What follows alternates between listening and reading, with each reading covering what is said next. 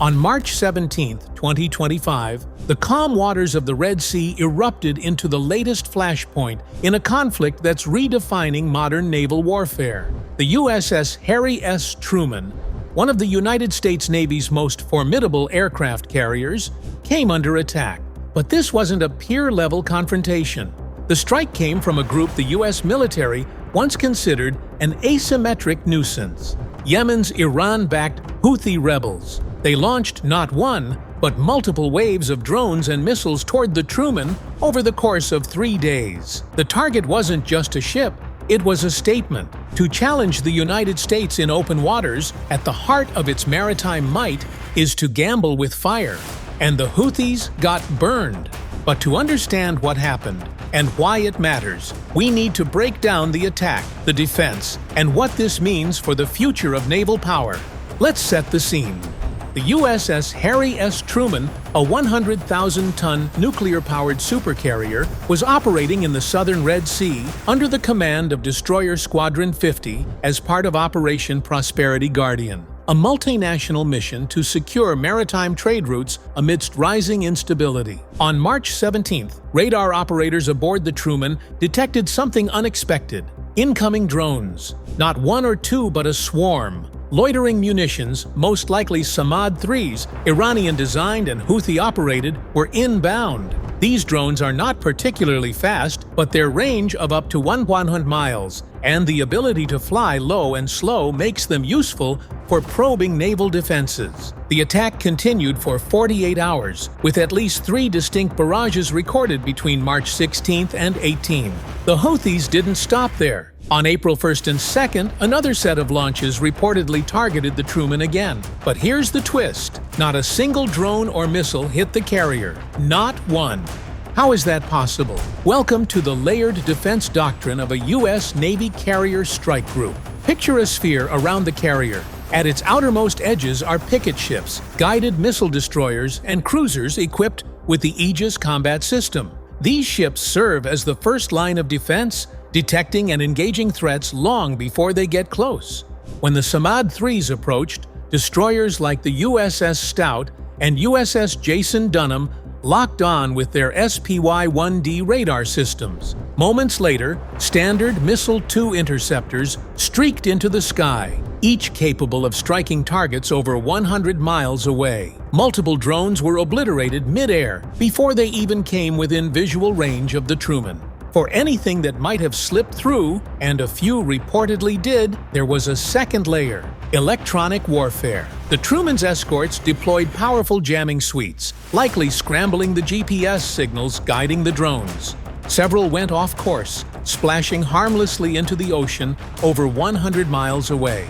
And then there's the third layer, the Truman itself. With its own suite of radars, defensive missiles, and close-in weapon systems like the Phalanx CIWS, nicknamed CIWS, the carrier is a floating fortress. The CIWS is a 6-barreled Gatling gun that fires 75 rounds per second, creating a wall of tungsten that shredded any drone foolish enough to come close. One drone tried flying low, skimming above the sea to avoid radar detection, but even that tactic failed. The Truman's radar techs tracked it, the ship's systems lit up, and within moments, tracer rounds from the CIWS turned it into a flaming wreck. Another layer often overlooked is airborne early warning. The carrier's E-2D Hawkeye aircraft patrol the skies, equipped with 360-degree radar coverage. These airborne sentinels can detect threats far beyond the ship's radar horizon, relaying data back to the Truman and its escorts. Combined with EA-18G Growler jets, which specialize in jamming enemy communications and radars, the Truman Strike Group forms a mobile sensor fusion network. Let's not forget the psychological dimension here. The Houthis have been emboldened in recent years, targeting commercial ships, tankers, even regional warships. But never before had they attempted to hit a U.S. supercarrier. This wasn't just another drone strike. This was a symbolic provocation, a test, and the response was swift. Not just in terms of defense, but offense. Within hours, U.S. retaliatory airstrikes targeted the Houthis' launch infrastructure. In Sana'a, Al Hudaydah and Zabid, facilities believed to be used for manufacturing drones and storing missiles, were leveled. One strike hit a cotton processing plant reportedly repurposed for bomb production. The result? A massive degradation of Houthi launch capability. But it didn't come without cost. Yemen's Houthi-controlled health ministry claimed dozens of civilian casualties. The optics became complicated. Humanitarian agencies voiced concern. But the message was clear: touch a U.S. carrier and you will pay. Now let's rewind and ask a critical question. What would have happened if even one of those drones had made it through? Modern aircraft carriers are designed to survive damage. They're built with layered bulkheads, redundancy in systems, and well-drilled crews capable of controlling fires and hull breaches. But a successful strike, even if it didn't sink the ship, would have sent shockwaves through global headlines. It would have shown vulnerability. It would have emboldened Iran, Hezbollah, and every other proxy watching closely. It could have triggered a regional escalation, forcing the U.S. to deploy even more assets, including possibly the USS Gerald R. Ford. That would raise the stakes dramatically. Instead, the Houthis got a masterclass in modern naval defense. The Truman is no ordinary vessel. At over 3 football fields long, it houses more than 5,000 sailors and airmen, over 90 aircraft, and carries more firepower than most national air forces. It's a sovereign extension of U.S. power projection, a warship, and a statement. Its defense isn't just in its steel or missiles. It's in coordination. Each person on board plays a role, from radar operators and weapons crews to flight deck marshals and E-2 Hawkeye pilots. Every system is synchronized. When the alert sounded on April 1st, red lights flooded corridors. Crews sprinted to stations. CIC monitors pulsed with data. Pilots scrambled. Weapons were armed. The carrier transitioned from peacetime cruising to combat readiness in under a minute.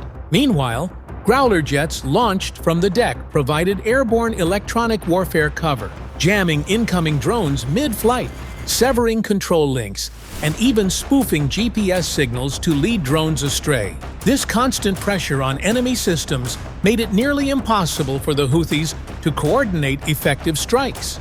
And while the Truman held the line, its shadow loomed over the region. There's a reason the U.S. hasn't deployed its newest Ford-class carrier into the Red Sea. It's not that the Houthis deserve leniency, it's geopolitics. Using the Gerald R. Ford to fight militia drones might legitimize them more than damage them. Instead, the Navy deployed a known quantity, the Nimitz-class Truman. But don't mistake that for weakness. The Nimitz-class has ruled the waves since the Cold War, and now, decades later, it's still proving its dominance. The Ford-class may be the future, with electromagnetic catapults, advanced arresting gear, and automated systems. But the Truman is still more than enough. Let's talk strategy. The Houthis know they can't sink a carrier, but they're probing, testing, launching low-cost, expendable drones to map response times, radar sensitivity, jamming effectiveness. It's an intelligence game disguised as a suicide mission. Each drone downed tells them something. Each response teaches them where the seams might be. And that's where the U.S. has to evolve, just as the threats do. Cheap drones can't match American naval power, but in swarms, launched unpredictably, they force constant readiness. They exhaust crews. They eat resources. They're the mosquito strategy: harass, probe, bleed. But here's the catch. The U.S. Navy isn't bleeding. It's adapting. Growlers jam. SM-2s intercept. CIWS tears metal from the sky. And for every drone that flies, a Houthi launch site disappears under precision-guided bombs. This isn't just a battle of steel and missiles, it's a clash of eras. The Houthis, backed by Iran, are leveraging asymmetric tactics, cheap drones, and ideological zeal. The U.S. brings data fusion, layered defenses, and unmatched firepower. But the Red Sea has become a proving ground, where old-world insurgents meet modern machine war. And make no mistake, Iran is watching. Every failed drone strike on the Truman is a message to Tehran. This is what happens when you test American resolve. In fact, if Iran continues to funnel technology and intelligence to its proxies, it risks opening a wider front, not just with Israel, but with a full-scale U.S. response. The Truman may have been the shield, but the sword remains poised. In the end, none of the drones hit. The Truman sailed on. The mission continued, but the confrontation marks a shift. Aircraft carriers are no longer challenged by navies, but by insurgents with access to GPS, satellite imagery, and cheap explosives. Warfare has changed, and America's floating fortresses must now defend, not just against enemy fleets, but from flying grenades launched from halfway across a continent. The good news? They can, and they do. But the next test is always coming. Subscribe to Militaria for more military breakdowns, where tactics meet tech and the battlefield is everywhere.